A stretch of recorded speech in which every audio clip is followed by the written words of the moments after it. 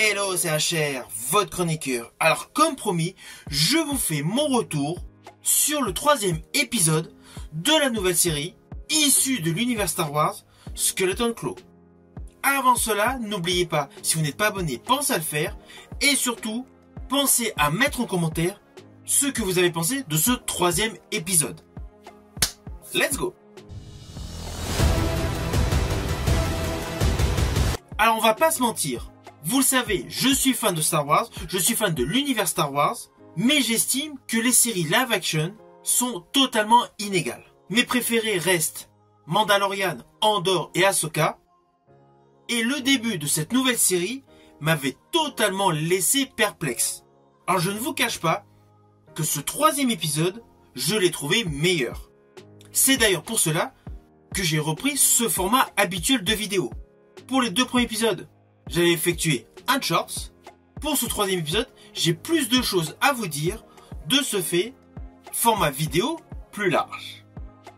Alors, en synthèse sur les 2 premiers épisodes, j'avais estimé que le programme était vraiment enfantin.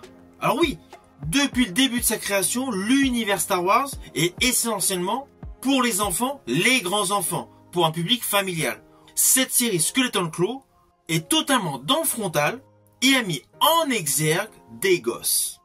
Ce qui m'avait un petit peu laissé perplexe à la suite des 2 premiers épisodes.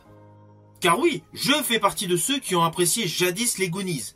Mais voir une version space opéra des Goonies, je me suis dit, voilà, le travail scénaristique n'est pas extrêmement édulcoré. Alors pour faire simple, scénaristiquement, les 2 premiers épisodes nous présentaient tout simplement la bande de gamins héros de cette série qui faisait la rencontre à la fin du 2e épisode d'un personnage étrange, énigmatique, interprété par Jude Law. Alors dans cet épisode 3, on en sait un peu plus sur ce personnage. Néanmoins, on ne sait pas si c'est un Jedi. Il y a, de la part des enfants, un soupçon d'idée de Jedi, mais je pense que le personnage de Jude Law peut tout aussi bien être un Sith désavoué. Alors oui, il y a le côté mystique autour de lui où il a fait bouger donc la clé pour pouvoir sortir de la prison. Il y a des petits éléments où il semble maîtriser la force. Par contre, pour certaines situations, il semble être comme nous tous.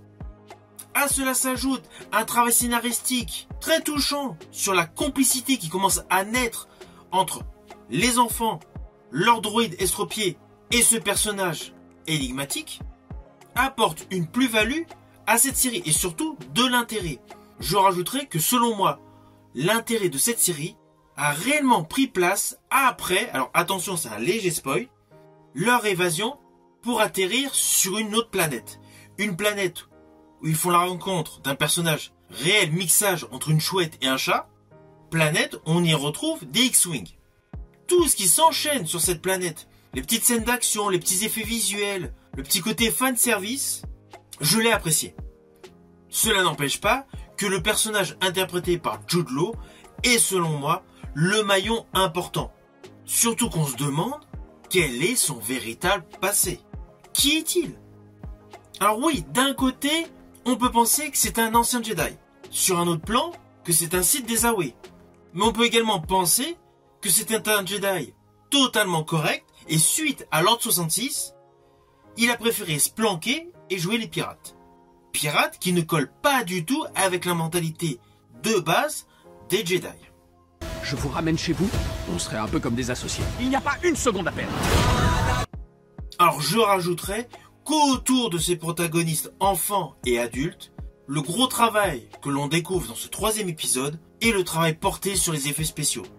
Dans celui-ci, vous allez découvrir moult vaisseaux spatiaux. En dehors des effets spéciaux concernant les engins, il y a la sorte de cantina affublée de personnages totalement hétéroclites.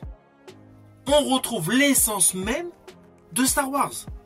Toute la qualité visuelle de ce 3e épisode est selon moi meilleure que la totalité de la série The Acolyte.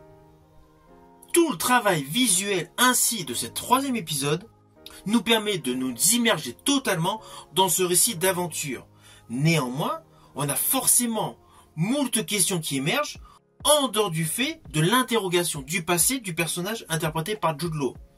moi perso, je n'ai de cesse à me demander pourquoi son personnage a attendu les enfants pour se libérer. Alors oui, il y a la supputation de ne pas avoir de vaisseau. Mais qu'est-ce qui l'empêchait au final de voler un vaisseau? J'espère que dans les prochains épisodes, nous aurons l'explication. Alors cependant, la notion que j'ai vraiment appréciée dans cette série et que je trouve totalement innovatrice, c'est la place, le rôle, l'importance qu'a la planète dont sont issus les enfants. Les joyaux de la République. C'est une notion totalement innovante, en clair, du jamais vu dans Star Wars. Alors c'est évident, ce 3e épisode m'a plu. Et je ne vous cache pas que j'attends avec impatience mercredi prochain le 4e épisode. Où forcément, je vous ferai mon retour. Mais en tout cas, sachez que ce 3e épisode est meilleur que les 2 premiers. Il est beaucoup plus mature. Il offre une qualité visuelle impressionnante. Et l'histoire est innovante. On n'est pas uniquement en train de suivre des personnes qui sont parties d'un point A pour aller sur un point B. Il y a une évolution des personnages, de la connaissance enrichissante autour de l'histoire. Si vous avez aimé ma vidéo, n'oubliez pas, petit pouce vers le haut, pensez au partage. Quant à moi, je vous dis à mercredi prochain pour parler Star Wars.